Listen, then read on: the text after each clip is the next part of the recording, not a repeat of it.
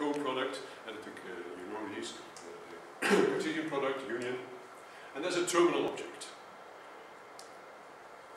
And for every object in this category there is a single morphism to that terminal object, that's the definition of terminal object, and that's the singleton. In fact, that's a set containing no information. If I have a set, then I think of an object which is in one of a certain number of states. And when I do something with the object, then I get another system which is in one of a possible number of states. And here in this very simple theory, I just presume that there's a one-to-one correspondence between these initial states and these final states. And if the final state is has only one possibility, then I can say all information is lost. So that's what I would just say. Now this F is a time function. So here we have already a piece of information theory. And the information is in the set, let's say. If you have the set in your hand but you don't know what the element is, then you can learn something by looking at it, and then you just find it's that and that element. That's one thing. Now, let's already do something non-trivial here. It's pretty trivial, but it's not completely trivial. Namely, in this information theory, copying is possible. So before saying something about no cloning, let's first say something about cloning. All information can be copied. Namely, for every morphism, for every object A, there exists a morphism, CA, which goes from A to the Cartesian product with itself, in such a way that if you first copy and then you throw away one of the copies, then that's as if you have done nothing. We've seen the diagram before in Bob Cook's talk. Here's the diagram. You can write it in this form. And now I want to go into these diagrams in more detail, because these are the diagrams which I'd like to use in this category. So there's a certain grammar to them. A line is, in fact, the identity morphism of an object. So I have an object A, I carry it to my C, I apply C, then I have two objects, I throw one of them away. Well, throwing away means that you have a morphism to the terminal object. Then that's the same as this and that. So I think this is a perfect definition of copying. And namely that, okay, if you have something, you copy it, you throw one of the copies away, then you have the same thing as you had before. Well, that's a very good definition of copying. You see many other different definitions of copying, so this one is, I think, very useful. Okay, parallel lines, like here, denote Cartesian products. And in fact, this is a Cartesian product of a parallel line and nothing being the singleton set. So it's the singleton times an object, which is just the object itself. Empty space is a terminal object. So this empty space, and this empty space, and this one is all a terminal object. And also the unit for products. And a cross ending in an A line denotes the unique terminal morphism TA, terminal object of A, morphism of A. Right. Now let me really prove this. So I take this morphism, namely X goes to the pair XX, the diagonal member, let's say. Now the claim is this is a copy. Well, indeed, just apply this morphism to X, and you find C makes it XX, then the identity X, the terminal object of X, make it into this pair. Then I get the pair X terminal object, no, element of the terminal object. And we agree to identify this with X itself. So we agree to identify the Cartesian product of a singleton with an object, with the object itself. We'll do that also later for tensor products. Okay. Now, that's one. And here we have already a category which has a property, namely you can clone. Now I go to a different category. And in fact, if I have a set A here, I can go to, for instance, functions. It's a very dull step. I'm going to go from this category into the quantum mechanical world in 2 steps. So this is the first. I make functions on that set. And if you take that, then you have a star algebra. It's a fact commutative star algebra, a unit. That's it. So I think of complex functions. And the star is complex quantification. Alright. Now, I have to say what morphisms are. Well, I have different possibilities, but suppose I take star homomorphisms. Then it means that I do something like this. T takes a function, let's call it A, or well, let's call it B. Let's say we have functions here which go from F goes from A to B. Then the associated morphism goes the other way, right? So TB is FB opposing F. This is a star morphism from FB actually. Hans, to F. Hans, what is a star algebra for you? Pardon? What is a star algebra for you? A star algebra is an algebra which has an involution. So it's a linear space over C, which has a multiplication and a unit. And I also assume that it has an involution with the usual relations. And well, okay, let me go back to this. If you have a star algebra with unit, then using Gelfand's theorem, we can always go back to the set, taking the spectrum of the algebra. We can always go back to the set. That means that there is a one-to-one correspondence between that category and this one. And actually, if I take star homomorphisms like this, then not only is this one-to-one correspondence, but this is actually the opposite category of this one. So these are just opposite categories. In fact, they are the same categories. And nothing has changed except the direction of the arrows. So now I'm going to do something, and that is, I think this is a bit dull. I like to have more morphisms. So I only require T to be positive. Which means actually that if T acts on B star B, then it is of the form A star A. So this is an algebraic way of saying that something is positive. For every B there exists an A, etc. There's still a single linearity. For every B there exists. What do you say? There's still a single linearity. There is linearity. Yeah. All the time, yeah. Star algebra is supposed to be a linear space. Yes. Now I've done something, namely I've added arrows, many more arrows. Not only the star homomorphism, but all the positive arrows. Right. So now we're here.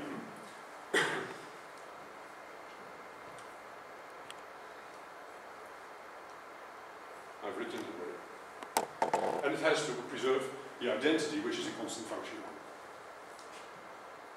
Of course, it has a product, which is just the other one, because this is the opposite category.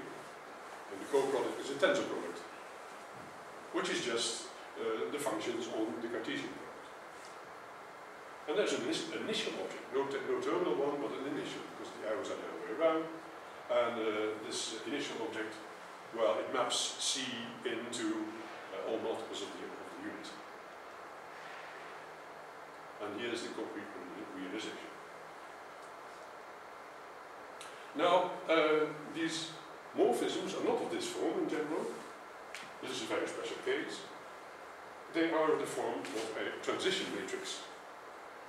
Because this T has to preserve the identity, which means that this matrix here has to have row sums which are equal to 1, and it has to be positive. So all matrix elements must be positive. That means we have a transition matrix from probability theory. Here we are in probability theory. So that's what we do now. Now I walk to the other side and say, okay, let's look at the opposite category of this one and call it prob.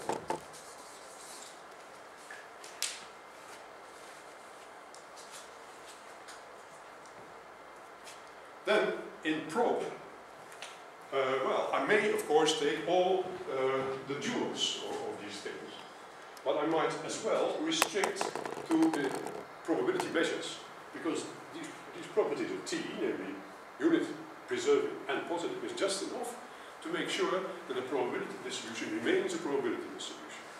So why not take as objects the spaces of probability measures on the set, and as morphisms, again, the transition matrices, but now acting the other way, namely backwards on the probability vectors. And so that's T star.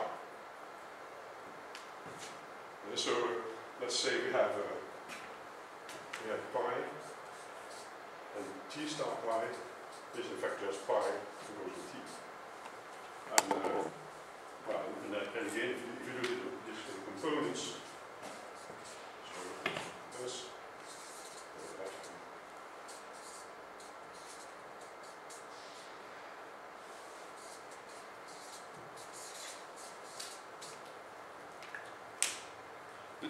this is in probability theory a very well-known situation.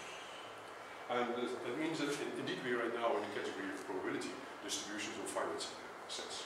And we are still, we haven't done very much yet. Again, there is a total object which maps any probability measure on a single set. No, every probability measure on its value on the identity. And there's still the cloning level. It remains there. In the commutative star algebra situation, there is still a copier, but now we call it a co-copier because it goes the other way.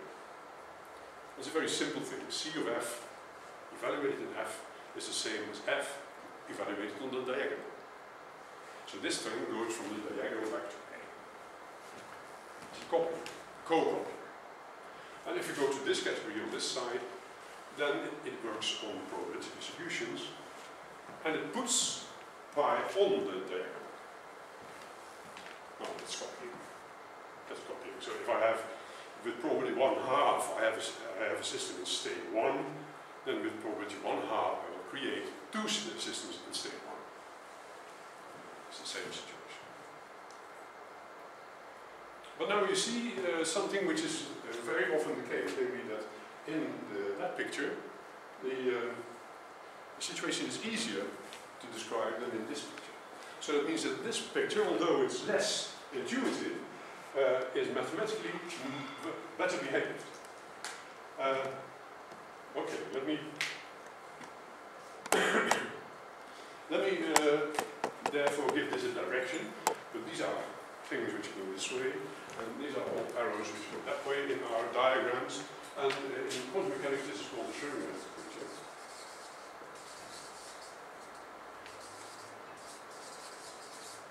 And this is called the Heisenberg picture.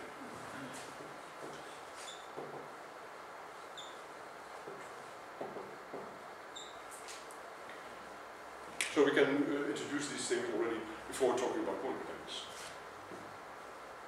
It's just two opposite categories.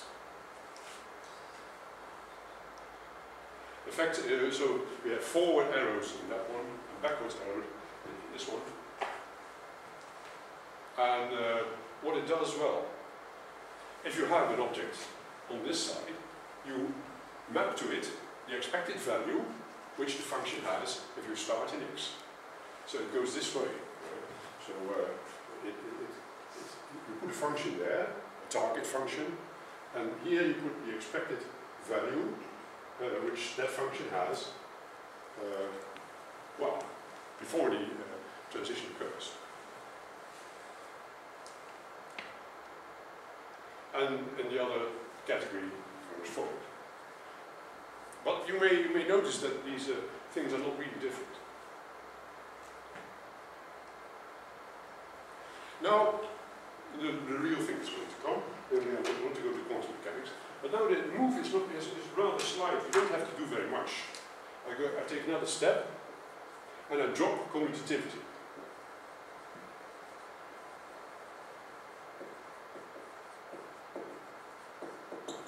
So what we get then is not commutative, star approach with unit. And our morphisms will have to be completely positive. So T, completely positive, universal.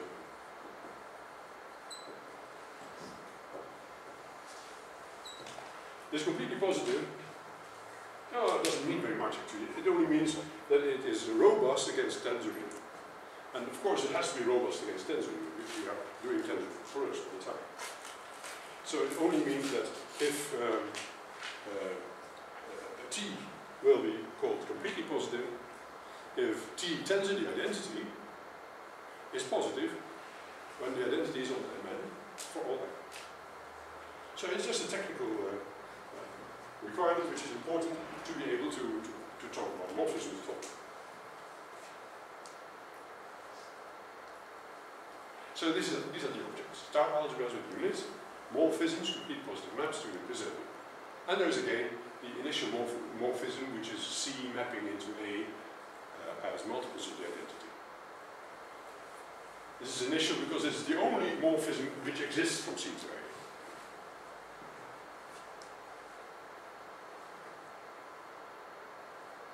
But we have a lot of new customers now. First we had only these objects, F of A, and now we have also elementary objects M2, two matrices, M3, M4, etc. And also all compositions of them. And going back to this side, we say, okay, quantum probability is just the opposite category of that. So you see the transitions are all formulated here, but what interests us is what's happening here. Because here you have sets of states, then you have probability measures of sets of states, and then you have suddenly just state spaces of algebras. You lose the points.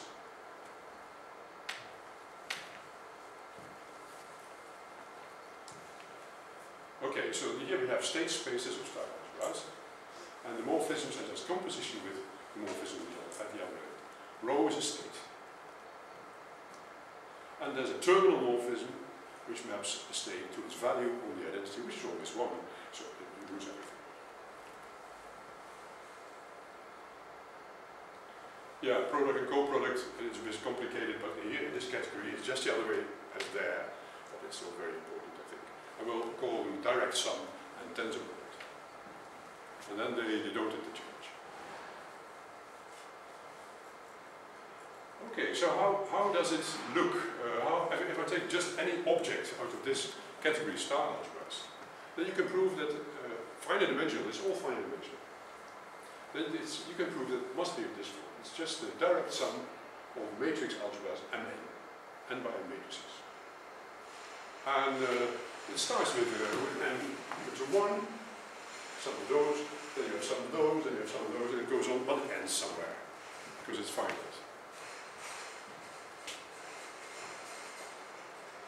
Now, what is a classical object?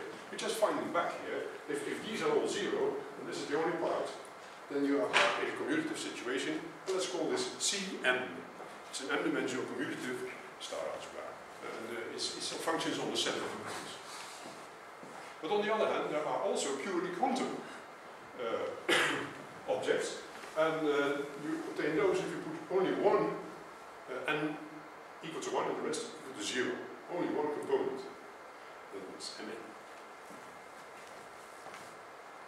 And these things we will call elementary. So M1, M2, M3 are elementary. Also M1. M1 is the only commutative elementary object.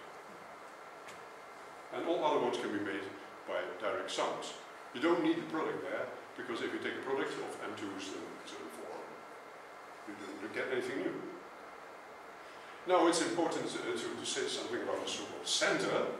The center of an object like this is, well, it's defined as all operators which commute with all others. So it's the intersection of the A and its commutant. That's the center. And you get the center if you put ones there, or there are, well, if you put scalars there, or also scalars there, everywhere, then it becomes commutative, and that's the center. It's a part of the algebra. So here it's just multiples of the identity. And the morphism will be called central if its image lies in the center. Now some more diagrams. Well, classical object will be denoted by a straight line. Improper, it will point this way, and in the Elch it will point that way. But if we just omit the direction, then we have both.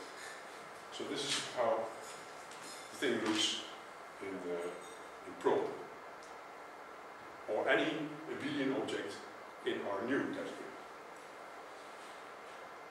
And we will denote the really important ones, or in fact the general ones, by wavy lines. And then the morphisms look like this. So no direction. Either you read it as something which goes from this algebra completely positive to that one, or you think of it of working from this state space to that one. And this is the Schrödinger direction, which is the physical direction. States go to states. So the Schrödinger picture is always the more physical one, which goes like that, and the mathematical one is the other way. And we still have this parallel lines, they are tensor products, and in fact that's all. Yes. Now let me see how we go for time. Okay. So suppose that this B is actually M1. Then we omit B and replace T by a cross. So this is actually a morphism going from C to A, or from rho to the numbers. In the other direction, so if A is M1, we also have a void here, but then there are many possibilities. Because this is not a terminal, this is not an initial object, this is a preparation of a system, a state.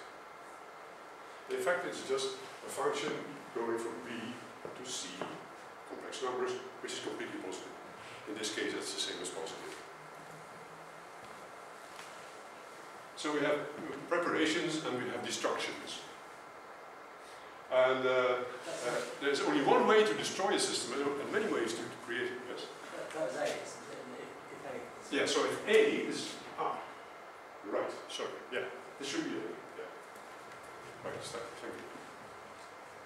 So if the one to the left would be C, then we are prepared. There's only one way of destroying a system, there are many ways to prepare one, and that's why this category has only terminal objects. Only one terminal object. Optimized ones. And that's a good thing. Okay, here's how we think about these things.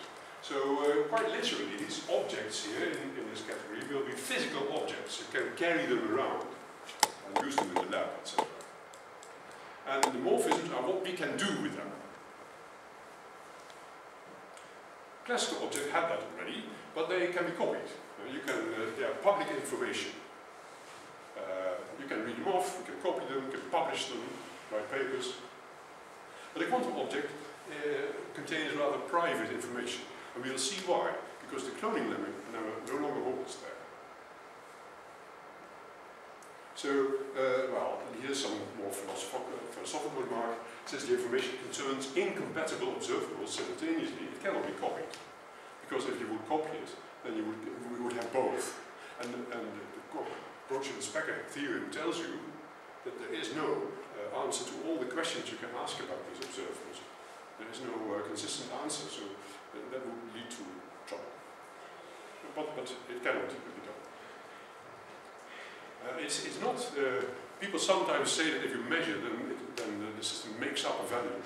That's not true, because you can always check whether the value is right by comparing it with another object somewhere else, which is entangled with it. But it cannot. It is not free to invent its own value. But nevertheless, it doesn't know all the values. It only knows any value which you ask, but not all. Now, okay, mathematically speaking, we gain something here. This would be a positivity. Actually, well, the Cauchy-Schwarz was already there. But nevertheless, 2 positivity gives you the Cauchy-Schwarz inequality. And I'm not going to prove that here. Okay, for every t, we have this inequality. T of b star b is larger than or equal to, in the sense of ordering in that algebra, t b star t b. And moreover, if there is inequality here, so that these two are equal, then this element b is multiplicative. So that means that if you multiply with x and you apply t, then you get the product. And this was already true in the commutative case, but it holds also in the non-commutative case, provided you require complete positivity. It follows from 2 positivity. Now we come to the no problem. Okay. It says that quantum information cannot be copied. And here's the definition again. A co-copier is a C from A tensor A to A, which has this property. And you can write it a bit more categorically by writing it like this. Then you can take the mid for all A, and then you don't talk about elements, but it's the same thing. And here's the diagram. Okay, but now wavy lines. And here's the theorem. A possesses a co-copier, if and only if it's abelian. So only the abelian star algebras have co-copiers. And let me give a proof. Suppose A is abelian, then it must be of this form. And you have a co-copier, explicitly. And here's the calculation which even checks that. Conversely, suppose we have a co-copier from A tensor A to A, then we have for all A the following. A star A is equal to C A star tensor 1 times C A tensor 1, because C A tensor 1 is A into A star tensor 1 is A star. That was the definition of a copier, a co-copier. But now I can apply Cauchy-Schwarz, and then I go back again using the definition of a copier, and then you see I still have A star A. And that means that here we must have equality. But equality means that A star A is actually a multiplicative element for C. And now this is obvious, since A tensor 1 commutes always with 1 tensor B. We can, this also holds if you apply C. But now, since both of them are multiplicative, in fact this one is multiplicative and the other one too, we can write this. So the C can be distributed. And then you get AB. And that's the commutativity. So, that's it. Let me now go to quantum measurement. You see, we don't need Neumann to tell us what quantum measurement is. Quantum measurement is just gaining information about a quantum object. Okay, here's a mathematical statement of the same thing. The x-value measurement of the quantum object is a morphism in our category from the state space of the quantum system to the probability distribution on outcomes. So here it is.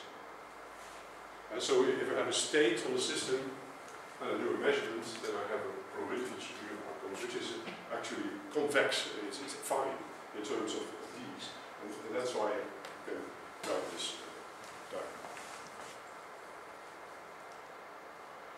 And you can also make the star algebra, well, it's just the arrows the other way around. And then these probability measures become functions, and the state space becomes an algebra. And now you can write most general form, which can take. This is just a finite set, so the only way you can do this is like this. And then this mx must be positive, and the sum must be 1. And this is what's called a POV, a positive operator value measure. So we see the quantum measurement must be a positive operator value measure. Now, what is a phenomenal measurement? Well, that's the case that mx is actually a projection. Neumann required them to be projections. And well, you have invented this nice diode sign for Neumann measurement. And the only difference between the previous one is that this thing is a star homomorphism, because px times py is 0 when x and y are different, and it's px if they are the same, and that's why you get the star homomorphism. So the Neumann measurement is actually something from the old school. It's a star homomorphism.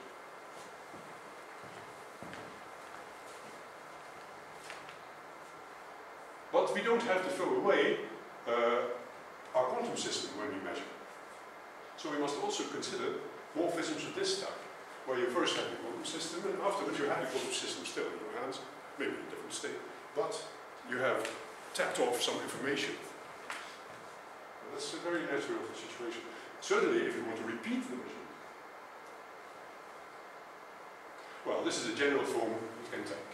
It goes, in the mathematical language, Heisenberg picture, it goes from A tensor C to A, and this is the general form. This is just a function, evaluated in point.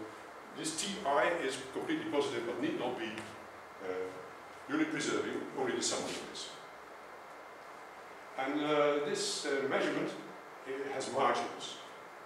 And you can just say, well, okay, I do the measurement, but then I forget what the outcome was. And I still have some morphism, and that morphism you can call a quantum channel. You can also decide to throw away the initial object. And then of course you get this, and that's what we just discussed, is a POVM.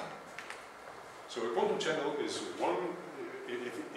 arises if you block one exit, and POVM arises if you block the other exit. Now we are ready to formulate what Heisenberg meant in the old days. In fact, he did it all in one paper, but there are many different formulations of the same things. This is one. Here's a theorem. If we have a measurement, and suppose that it does not perturb the state of the through-going system, then the other one, the POVM, must be central. In particular, if the original object is an N, so it's a pure quantum object, since it has a trivial center, the image must lie in the multiples of the identity, and the coefficient must be a state, some state, of probability distribution. So it's much easier to understand if you draw the diagram. It says, here's the condition. So, suppose you do a measurement, but you forget what comes out. Then you get a certain thing, but we now presume that this thing has not changed, so it's the identity. This is a symbol for the identity. Then, if you block the other exit, so if you throw away the object, you only look at the output must be of this form, which can also be written like this. So there's a gap here. It means that the thing comes in, it's killed, and something new is created. So this something new gives no information about the original input.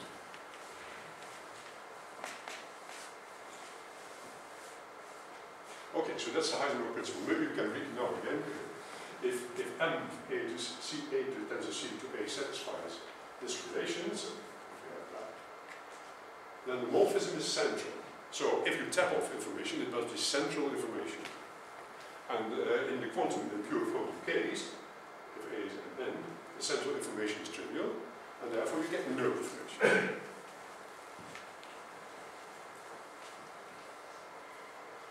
Okay, that was the Heisenberg principle. Now I'm going to draw a conclusion from the Heisenberg principle, which is the nil-Laflamme theorem, which is not so well known, and certainly this interpretation of it is not very well known at all. Namely, that if you, the nil-Laflamme theorem says that if you can hide your information in a subspace of a big quantum system, and then you apply noise to it, then it can be recovered if a certain condition holds, and that's the nil-of condition. But first we need the Steinspring theorem. Of course, many of you will know the Steinspring theorem, but maybe some won't. Anyway, this is a formulation which you probably haven't seen. So suppose n is larger than m. Then a morphism going from mn to nm is called a compression if there exists an isometry from Cm to Cn such that this V takes the form of V star x V. Every completely positive map takes this form, but then it's the sum of these terms. Now it's only one of them. That's a compression. This V is always an isometry, because you see if you put x equals 1, then this here is V star V, and V must be an isometry. That's not the statistic. That's not coming now. In fact, it would be quite desired to have a nice categorical definition of this compression notion. Maybe it exists. I've been looking for it these days. Now, we will denote them in this way. So the compression is in Heisenberg, it goes that way, so it compresses. But actually, physically speaking, you embed a space into a larger space. And then the theorem says, Steinspring theorem, that every morphism from Mn to Mn itself must be first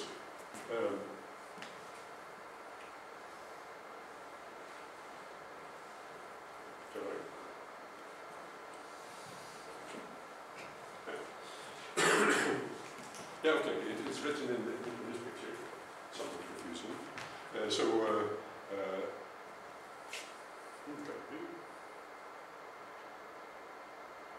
Oh yeah, yes. Okay, so yeah, because this IK only acts on C, and this is a trivial tensor product. So yeah, and here's a drawing which says it in a more clear way. So you come with your Mn, and then you couple it to that Scylla, which is an K, and then you couple it in this compression way, and so without losing information, say. And then you go off the Scylla, and then in the through-going direction you have your original morphism. And well, if you are familiar with the other form, then you can understand this as follows. T of x is completely positive map. They can always be written in this way. This is the canonical way of writing completely positive maps. Gauss decomposition. You can write it out by making a row, a matrix, and a column. And then it's written like this, you see. So this is coupling to an ancilla and applying a compression. And now you see also my confusion, because what you actually get is x tensor the number 1, but the x tensor the number 1 lies in x tensor C, and we have agreed that x tensor C is just x. This was already. Now here's the theorem which I was going to talk about. Namely, suppose we have a compression. And suppose we have any morphism, which we think of as noise. Then we say that the subspace in which this compression embeds is protected against the quantum noise if there exists a reconstruction map. So I said, well, you can reconstruct the original information. Okay. Now the theorem of Nel and Flam says that the necessary and sufficient condition for a subspace to be protected against the perturbation, namely this one, this is a certain channel, you can think of it as a perturbation, is that there exists a complex K by K matrix such that projection onto L times AI star AJ through this effective compression into the subspace is well, a scalar. matrix. That is the nil-Laflamme theorem.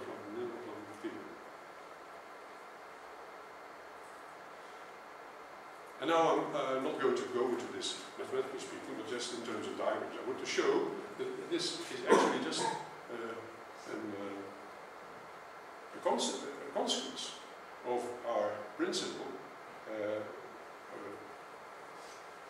This Heisenberg.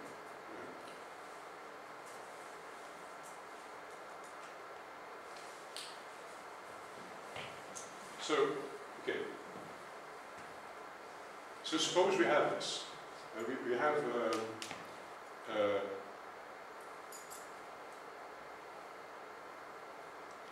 this. So it means that we have some embedding into the subspace, and T is acting on the whole system, and it turned out to be possible to find back your original information. Well, it's equivalent to the following form. I can write out this T using our previous result.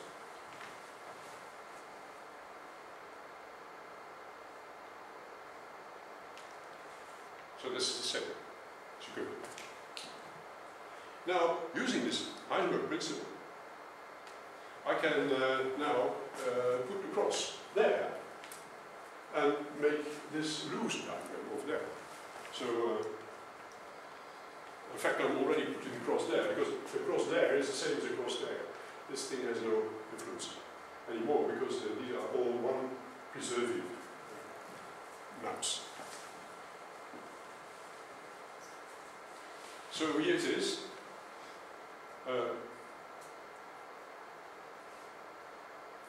This is actually the nil-Laflamme condition.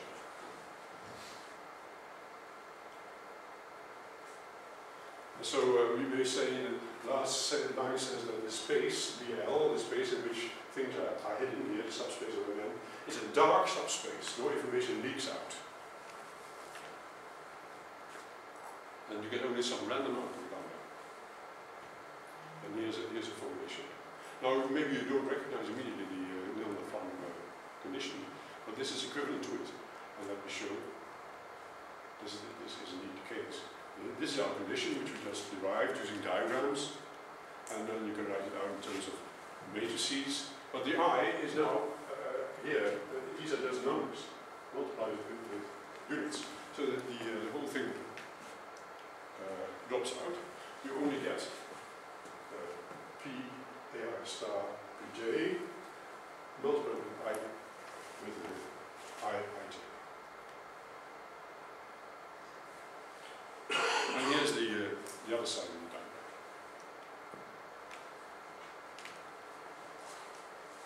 Okay, so this is to show you that this Heisenberg principle indeed has applications. One of the applications is the nil-Laflamme result. Okay.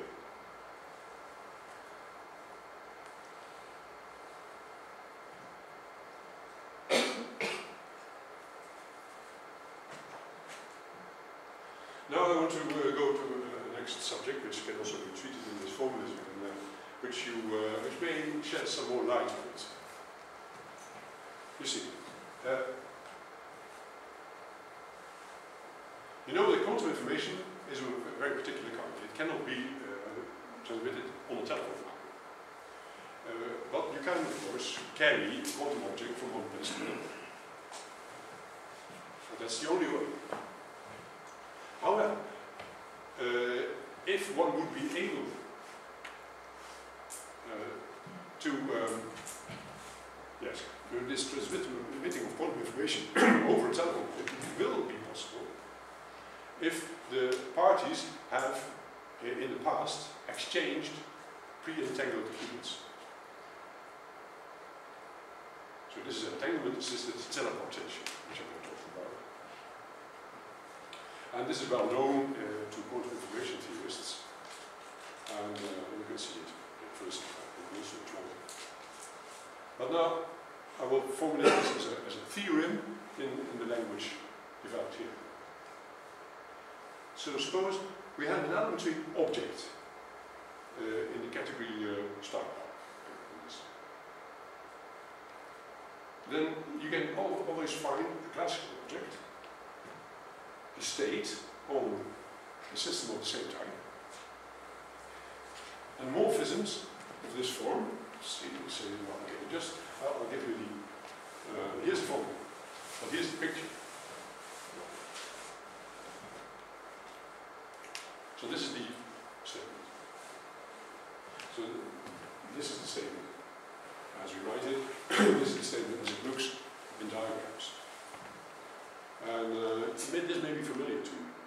I mean, it has been on the blackboard or on the screen yesterday too.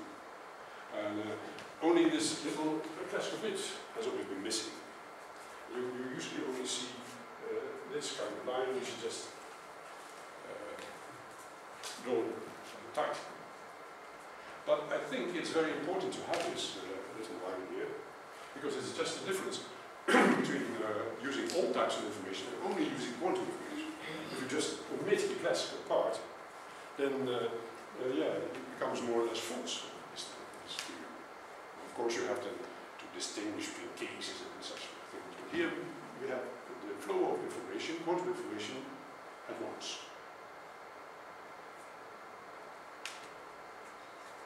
So in fact, what this diagram says is also claimed here. It's the same. And let me see what's happening exactly. So we have an elementary object, so let's say MN in the category of star algebras, and we go in here. Then somebody must have pre-paired an entangled pair, give one of the copies to A, to Alice, let's say, and the other one to Bob. Then Alice does something here, and over the telephone line she transmits this information to Bob, who is then able to reconstruct the original object precisely. And this is called entanglement assisted teleportation, because it's teleported over the telephone line from Alice to Bob. Now, okay, the proof would be a bit lengthy to do this, but let me just indicate how it works, and also why this classical part is so important. It suffices to prove this for MN, just N by N names. And we choose our classical channel, C, as Cn, that's really the algebra of sequences of complex numbers, tensor Cn, which are in fact functions on the square n by n. And here is a scalar, which is important, and there are some unitaries which we will use, and they map the unit vectors to these ones. And here is an omega, kind of vacuum vector. And this is the state which we had here in the corner. And alpha A and B, Alice and Bob, let's say, do the following. These are the actions which is described there. Well, okay. Just it's probably best that I just say it's possible to write these formulas, and you can fill them in and see that it works.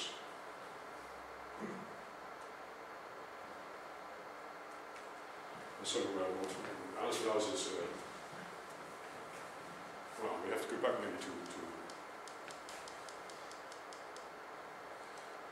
this. So this is happening first.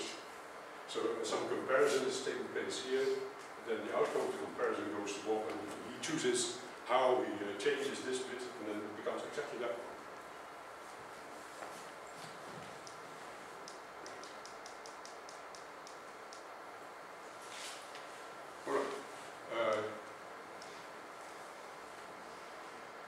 Well, maybe I should stop here, because we also have some result about the result would be influenced, but I won't be able to explain this in detail, I think. Well, here's a result.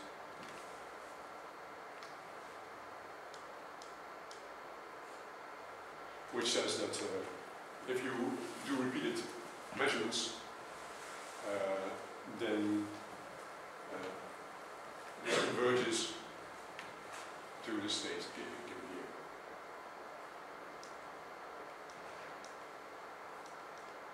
Yeah, okay. I think I'd rather stop here. And if you have some questions.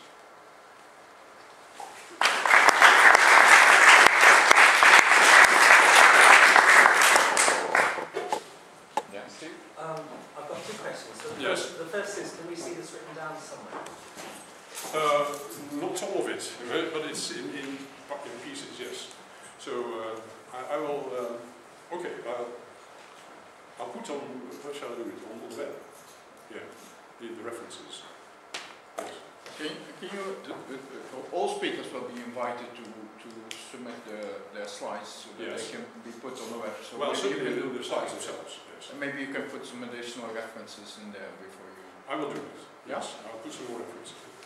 Okay, so the real question is about the commutative case. So the way you explained it, it looked as though the morphisms on the finite set side Yeah. were the Kleisli morphisms for the Jury monad on finite sets.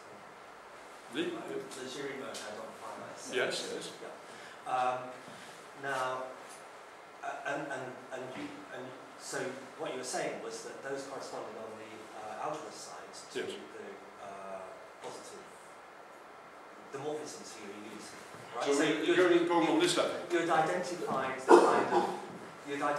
kind of Gelfand-Naimark dual to the Jury monad restricted to the finite set.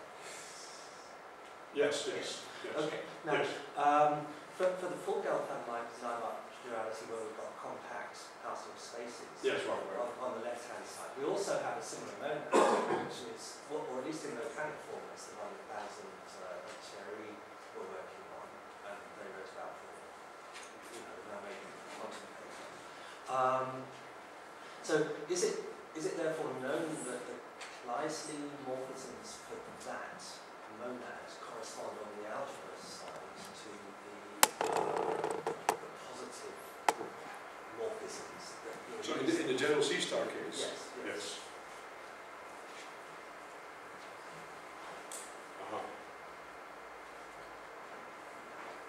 Well, it might be you have to go to the W-star case, because you see, it depends on having enough projections. We have to think. I'm not sure. Well, and I can see Baz's nodding his head like so. Anyway, so that's okay. Okay. Well, we can discuss this. Are there other questions? No? Okay, then let's thank the speaker again.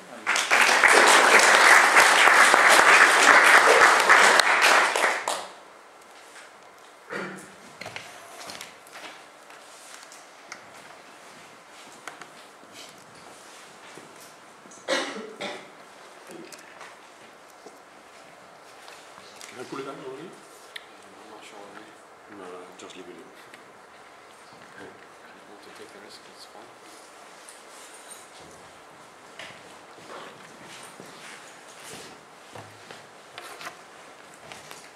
So, the next speaker is Chris Helen from Oxford, and he will continue on the theme of complete positivity. So, there. Thank you. I'd also like to thank the organizer for a very well put together program, because Hans just gave me the perfect introduction pretty much. I'll be speaking about work with Bob Cookie, who's too lazy to get out of his bed now, but is usually the unique person in the room with a hat on. You've seen him yesterday. And this work actually was quite a bit in the making, because we talked about this the very first time I visited Oxford, I think 4 or 5 years ago now. We talked about this kind of things, and only now did we write it up in proper form, which is a bit embarrassing in a sense, because it is, I think, a really nice and clean result, as you'll hopefully see at the end. It's set in categorical quantum mechanics, which you could say is the study of quantum mechanics using categories. So, and the basic tendency is to use minimal assumptions really in these categories. So specifically, I want my categories to have a tensor product. So the category itself gives you a way to compose things sequentially, and a tensor polynomial gives you a way to put them together parallelly. I like them to have a dagger, so a way to flip it upside down in a sense. And we'll be speaking a lot about compact structure, which says something like objects have duals. So not only can you flip morphisms, but also you can reverse objects in a sense. And I'll be speaking about a construction that starts with one of these categories and makes a new one. It's due to Peter Selinger originally, and it's a very important one, because if you start with a category of Hilbert spaces, finite dimensional ones, you end up with, and bounded linear maps, you end up with Hilbert spaces and completely positive maps, which are, as we've just seen, of paramount importance to quantum information theory. And what I'll be showing you is a way to do this without using compactness whatsoever, so just a dagger tensor category. And then the second half we'll see how the result, so you start with this construction and you get a certain type of category out. If you find one lying on the street, just any category, how can I see if it's of that form, the result of this construction? So that's what we'll be talking about. First you have to introduce this calculus again. We've seen it a bit yesterday already. I like to draw my morphisms upwards, and you see little arrows here that will become important in a while, but for now they just mean morphisms go upwards. So a morphism from an object X to an object Y is just a morphism from X to Z, say, is just a box G going from X to Z. And you can compose them sequentially by just sticking them on top of each other. You can put them next to each other by this tensor product.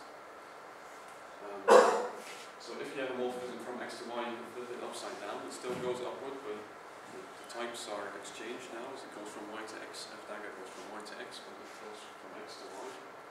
An entity is just a line, and of course you have a swap map. Because when I say tensor category, I really mean symmetrical model. There's various coherence theorems about this, and basically what you can say is if you can prove something using these diagrams, then it's true in the algebraic Formulaic sense. Just so you can prove things about dagger tensor categories by just manipulating pictures. Alright, now this is the compactness I promised, which we've seen yesterday also. It basically means next to the stuff we had on the previous slide, there's this cup and this cap that you can use in your picture calculus. And the type, you see here that the arrows now start to move in funny directions. That's because there's this dual sort of object. So specifically, category is compact when for every object X there exists another object known by X star.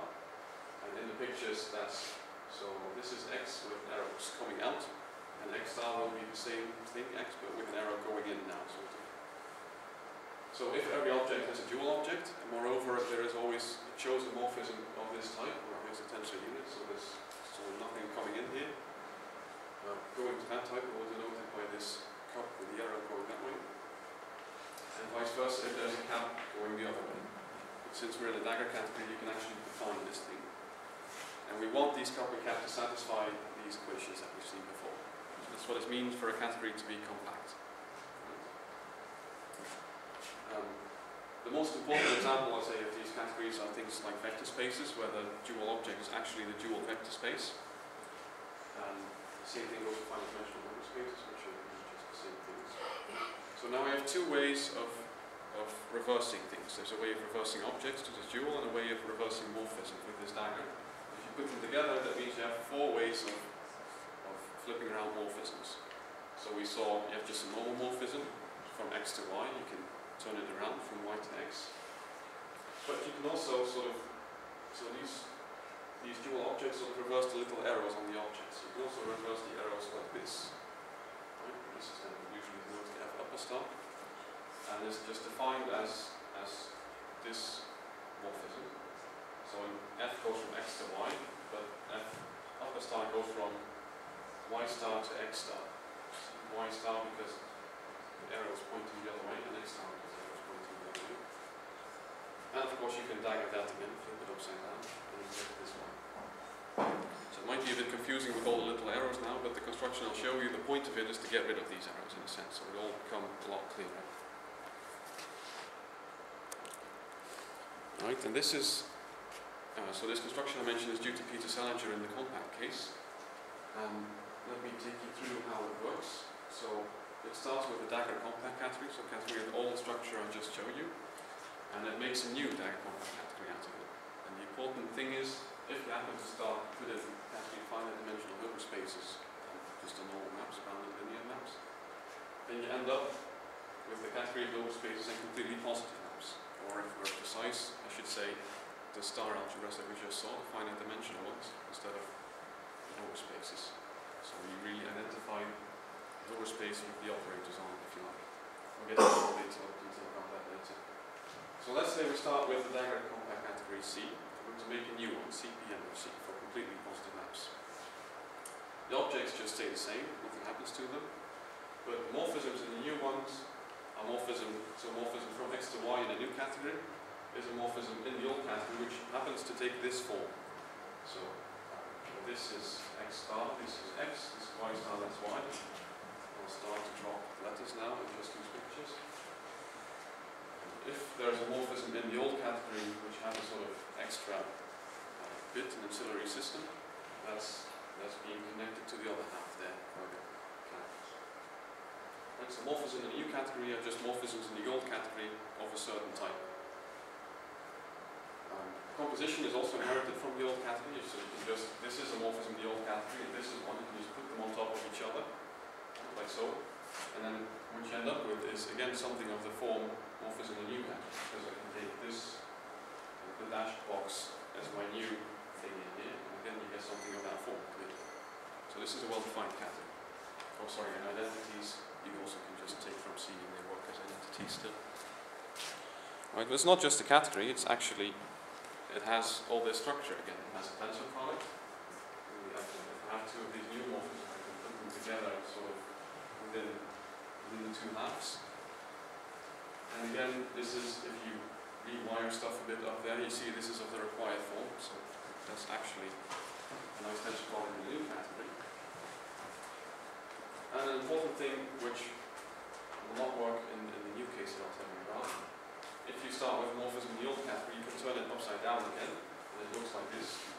And now you have to rewire it by using these cups and caps to make it of the required form again. So, the construction I'm talking about now, if you start with the dagger category, you will end up with the dagger category again, because you have these cups and caps around. Any questions so far? And I should answer them now. Yeah? I'm just wondering how does this direction come in, because you see you can create a system of memory, because you can destroy it only one way. How does it come back?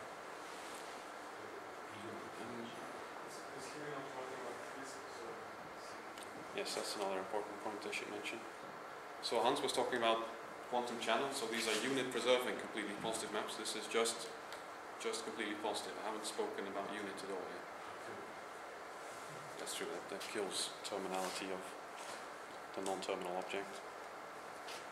Right? So, if you apply this construction to the category finite dimensional Hilbert spaces, do you get all the completely positive maps or just a function? Okay. You get all of them. It's an isomorphism actually, not even equality equivalence. Okay, so now that we've sort of digested this one, let's see how we can make do. So remember, the goal is to get rid of these cups and caps. How can we do that? Okay, so what we've just seen, if you start with finite dimensional Hilbert spaces, you end up with finite dimensional algebras and completely positive maps. But the thing is, so Hans mostly talks about finite dimensional ones, but the notion of complete positivity makes perfect sense for any dimension algebra. So it's a bit weird that this construction should be limited to the finite dimensional case. You expect it to work for any category you put in. So the question we're trying to answer is, can I find a construction CP, which is supposed to be a bit more general than CPM, such that if I put in the category of all Hilbert spaces now, not just finite dimensional ones, such that I end up with really positive maps again, but again, all C-star algebras. That turns out to work, but the main hurdle we have to overcome is, as I said, this category of all dimensional Hilbert spaces does not have compactness structure. You do have dual spaces, but they don't behave nicely in this compact way. So you cannot use cups and caps in this new construction that we're after.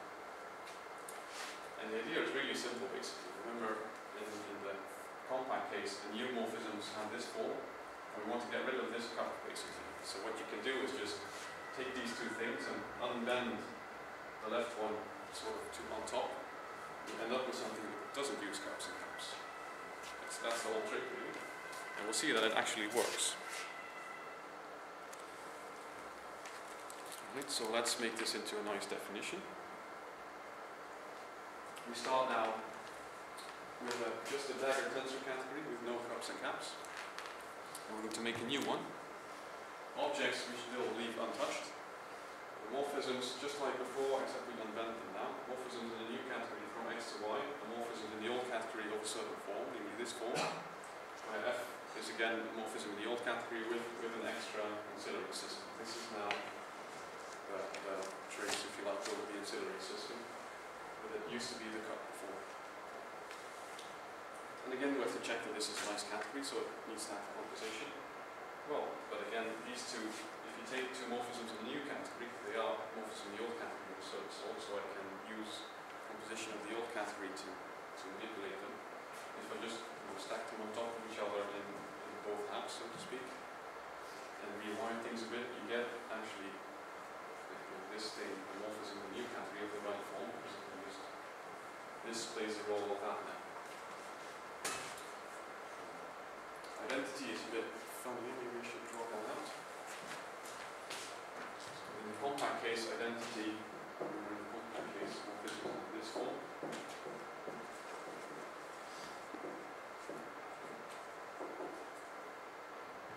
Morphism from X in this form. And the identity was just where I put in this box that. And the ancillary system does not exist. This is a trivial potential. So the new category morphisms of this form. And again, I take my ancillary system does not exist. And in the box, I put the identity again, just like here, but what you end up with, you see, is a swap map automatically. So that's nothing strange, it's just how it works out. Alright, so it's a nice category. And in fact, it again has a tensor product, as you might expect. Basically in the very same way again. Just take two morphisms in the new category and put them together parallelly with the corresponding operation of the old category and rewire things a bit. So this is a tensor product in the new category. This again is required for. But you see, if you take now a morphism in a new category, you could try and flip it upside down, but it will not be of the right form.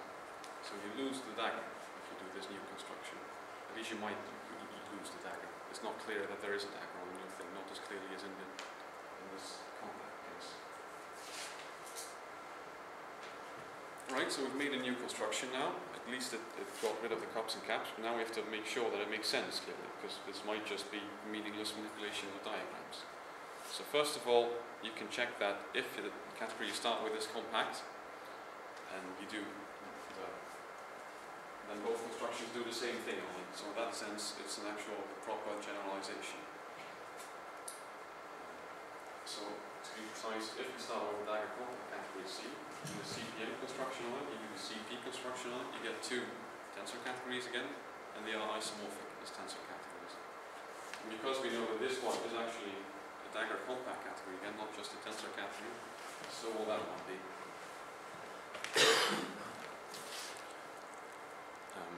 Right, so in the compact case we're covered, but the case we're after was that of Hilbert spaces, remember? Yes? In the last slide, can you reconstruct the compact structure from the Yes, so you get an isomorphism of tensor categories, so from just going this way and that way, and you can just take your cup here, apply the functor and get something there, the right form. Yeah. So you know explicitly how it looks? Sorry? You explicitly know how it looks like?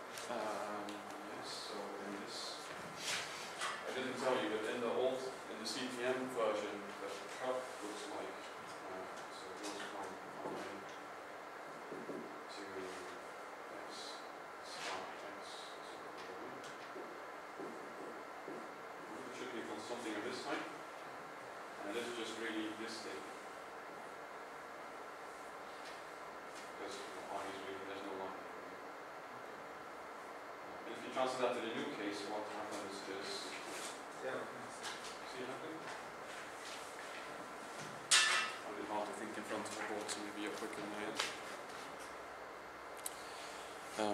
Alright, so we were on our way to check if this also makes sense in the the full general Hilbert space case. And here I have to introduce some new notation and terminology. So we're sort of jumping a level up now. The objects are still Hilbert spaces, but we're thinking about them as if they were operator algebras. So if you like, from C to the power n, we're moving to n by n matrices now. So the maps between these things are not maps of Hilbert spaces anymore, but maps between the algebras. And we're going to need the form of these maps, so I have to introduce. So now let A and B be two C star algebras, and we're looking at linear functions between them. Clearly still vector spaces. As we already saw, such a thing is positive when it takes positive operators into positive operators again. And it's completely positive, and this is why the notion makes sense for any algebra A and B, any dimension in Hilbert space. If it remains positive, if I add ancillary systems to it, so if I tensor with arbitrary things. So this is the important notion that we'd like our construction tomorrow. There's another one that I need to tell you about, which is star homomorphism, which is really just the algebraic notion. It preserves multiplication and preserves the star. And because we're in infinite dimension, we have to worry about continuity of stuff. So we're also going to require these maps to be what's called normal, which means projections have nice limits. Limits of projections are preserved by these maps. So the customary definition in infinite dimensional quantum information theory for quantum operations is to be maps between C-star algebras that are normal and completely positive at the same time. Notice again, I'm saying nothing about unit preserving here. That's what's called quantum channel solution. So these are just quantum operations. So the Steinspring theorem that we saw before gives you the form. Structure theorem gives you the form of completely positive maps in this general case. It works in the general case. And I should stress here, because one of the referees was a bit worried, this actually holds for all Hilbert spaces H. So not countable dimension, but all dimension, not just separate. So this tells you precisely what completely positive maps look like.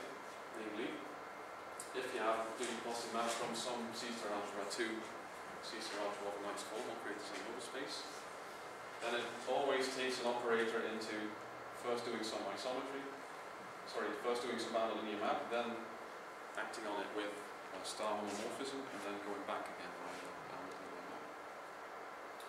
So we can, this breaks down what completely positive maps are in terms of star homomorphisms. And luckily there's another structure theorem telling you precisely what star homomorphisms look like. This one due to dictionary is another classic one. It says if you have a star homomorphism which happens to go between these two nice sorts of algebras, and it's always of the form composition of three things. Namely, first, I add a new system to it, so I inject my system into a larger one, sort of dilation. I'm just doing nothing on the larger one, I'm just taking what I had from the old one. The second part is I project again to a subspace of the larger one, but it need not be a subspace of this one and a subspace of that one. And the third is just some spatial isomorphism. This K prime is a subspace of that, but K could be anyone.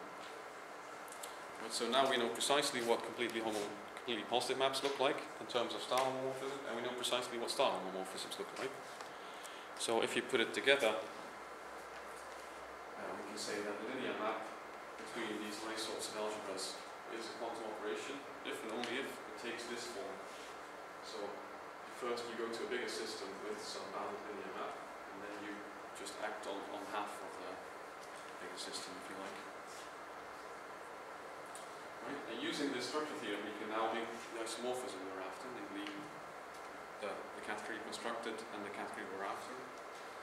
So if this is one resulting objects we just leave intact, but if you take morphism in the category that we constructed, you can just send it to a completely positive map of this form by taking this is usually called the Krauss operator and throwing it in the net. And the roll here up here tells you that this is surjective and injective action. So this is actually an isomorphism of categories. So this shows you that the construction I've been describing makes sense. It does what it should do for arbitrary dimensional Hilbert spaces. Okay. Okay, so once you get here, you might wonder, now if I have a nice construction for categories, if I find some category lying on the corner of the street, how can I tell if it's the result of your construction? Because then we can axiomatize what it looks like, and should give some more insight into their structure. And we can say a bit about that as well. And that will happen in terms of environment structures. And the idea here is we've been talking about these ancillary systems where you can sort of plug the system you start with into a larger one which acts as an environment. And we're trying to axiomatize that environment now. Again, there's a similar, so the construction I described before is a generalization of one by Peter Selinger. I should mention that this one is a generalization of one due to Bob and Seymour. But again, it just works in the arbitrary dimensional case as well. So specifically, an environment structure for a category is a larger category with the same objects but which has more morphisms. Specifically, I want these sort of environment morphisms to exist. This is supposed to be a ground symbol, and you've seen it in electrical wiring diagrams where the system sort of disappears into the environment. And we want these things to satisfy three axioms. First of all, it should behave well with respect to tensor products. So make two systems disappear, that's the same as making the compound system disappear. This one says, I'm not sure I can explain it using words, but it says if you have two morphisms of a certain type in the small category, then in the larger category it should do that. But this one I can't explain more, it's a sort of purification, if you like. If you have a morphism in the larger category, then there should always be a morphism in the smaller one, which maybe takes output in a larger system, where it can forget part of that larger system. Yeah. So this ground morphism is in the ambient category C, yes. right? But then C hat. C hat, yeah. But then the last line, the F on the right is. Yeah. So this one is in C hat. This one is in C. So I mean, everything C have this ground symbol. Yeah, but remember C is a subcategory of C hat, right? So I can see this morphism in C as a morphism in C hat. Then I can compose it with other morphisms in C hat. So it says for every morphism for every mixed morphism, as you like, because that's what completely positive things are doing. You have pure states and you sort of enlarge it to talk about mixed states. For every mixed morphism, there exists a pure one where I can forget part of it. And it is well typed. And the thing is, if I have one of these environment structures around, then I can make an isomorphism between the large mixed category, if you like, the super category, and the result of my construction. And again, that's very easy. The isomorphism is completely described like this. If I start with one of my morphisms, there's always this sort of doubling going on. I just forget about half of it, and this ancillary system I plug into the environment, and that's all. If you write out what this does, it turns out nicely preserved tensor products. It's not so difficult, but you have to use this one. And these two, if you can carry them over to this slide, just say that this is injected and surjective, so it's actually in isomorphism categories. So that gives you one way to see what categories of the form CPC look like. And I will now end by showing you that you can actually axiomatize when the category arises in this way. But I'm going to be a bit quick about it because we don't want coffee and tea. And the idea is, so I spoke a bit about this doubling sort of thing. There is always a canonical functor from the category you start with to the category you construct. And the objects are the same anyway. If you take morphism, you sort of put it here and double it upside down. Say there's no ancillary system. If you look at the image of that functor, that will be a subcategory of CPC. It will be sort of a double of the category you start with. And I can just define certain types of morphisms, which I'll suggestively denote by the ground symbol in this new category to be of that form. And the question then is, when does this satisfy the axioms for an environment structure? And it turns out to be precisely the case when the category you start with satisfies what we call the doubling axiom, which is a very simple thing. If the tensor product of two tensor square, if you like, two morphisms in the category are the same, then the two constituent morphisms should already be the same. Because this direction is trivial, so the morphism actually really says something about that direction. In the compact case, that has been called preparation state agreement before, and it meshes nicely with that. And the theorem then says, that'll end with, the tensor category is of the form CP of something, if and only if there exists an embodiment structure, and the large category, the mixed one, CP of C, satisfies the doubling axiom. The proof is rather nice. It's completely pictorial. It says, look at these three equations. These are just A, B, are arbitrary morphisms. Look at this equation, for example. You can see that this equation and that equations are always the same, because if I put the swap map on top of here, you just get that. If I put the swap map on top of this, you just get that. So these two are always the same in this triangle. Now you can see this one, the bottom half of the triangle, is just a doubling axiom for CP of C. It's precisely what it says. But on the other hand, this one, if you work it through, says precisely that this thing we defined satisfies the axioms for an embodiment structure. So if you put the whole triangle together now, that says these two are equivalent if and only these two are equivalent. So in other words, CP of C satisfies the doubling, CP of C satisfies the doubling axiom if and only if it comes from an embodiment structure. So now we know precisely, to conclude, I made a nice construction of completely positive maps. I told you one way to see when a category is of that form that results, and actually you can see precisely when that's the case, that a category arises in that way. And I'd like to end there because we all want some tea. Okay.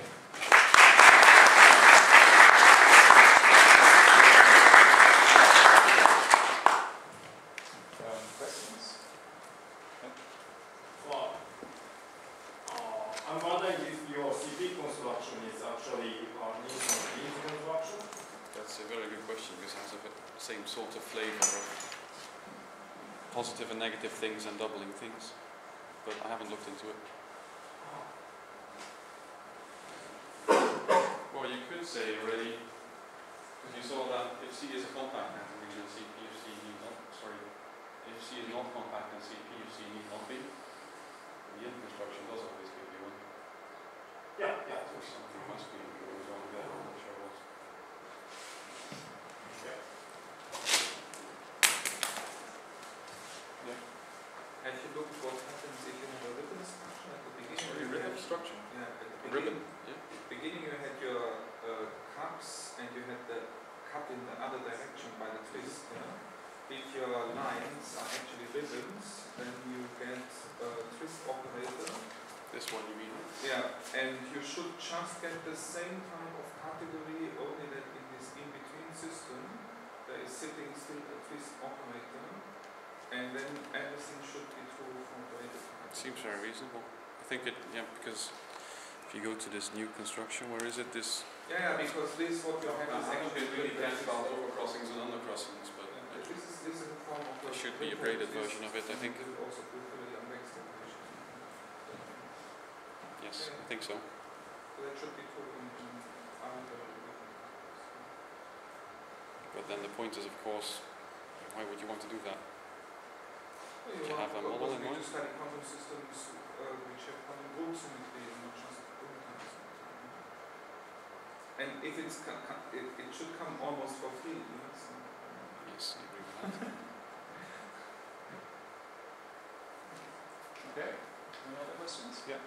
So you said that if C is a dagger category, then CP of C is an atmospheric dagger. Yeah, because if you go to, so this is, if C is compact, then you can turn these things upside down because you can, right, so this thing has to be morphism in CPM again. Yeah. So it has to have this cup on top. If you flip this upside down, the extra systems come out on bottom, so you have to make So them on you top. are in CP, so your morphism are in that form. That's right. They are that form. So I'm not claiming there cannot exist a dagger, I'm just saying I'm not clever enough to find one. Because if you do just the dagger of that, you obtain nothing. You obtain nothing. Okay. Okay. So you have to, so if you flip this upside down, it's again of this form. Yes, the But, same. but you know, f has to be of that type. That's a problem. But you obtain exactly the same, or the same effort. No, because this is a morphism from x to y, right? This is x, this is y. Ah, yes. So you have to flip those two. Okay. So that comes down to, you know, flipping x to the other side of this one, bending this. But there might be a dagger, I don't know. Cool, actually. So you don't know how to describe CP as a free construction? I'm not sure it has universal properties. I would not be surprised if it does. I haven't looked at it. Okay, then let's thank the speaker again.